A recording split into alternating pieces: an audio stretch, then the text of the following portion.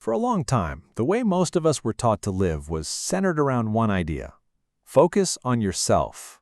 Build your life, secure your future, get ahead. And on the surface, that makes sense.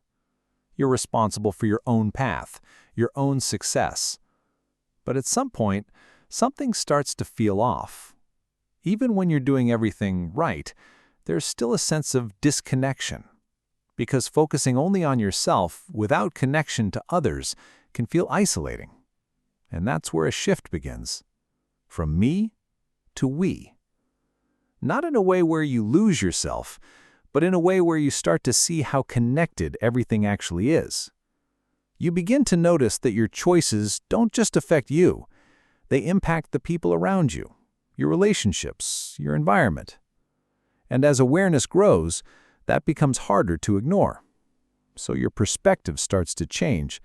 Instead of asking, what's best for me, you begin to ask, what feels right for everyone involved? That doesn't mean you stop honoring yourself.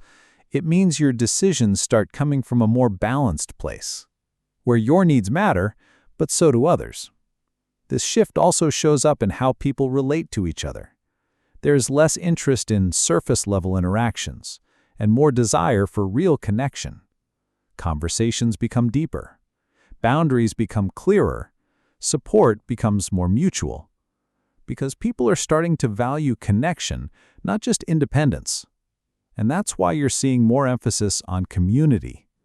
Not just social circles, but intentional spaces where people can show up honestly, where growth is shared, where support is real. Because doing everything alone doesn't feel sustainable anymore. It never really was. We're wired for connection. And as awareness increases, that need becomes more obvious. So people start finding each other, not based on convenience, but based on alignment. And that changes everything. It changes how we work, how we build relationships, how we define success.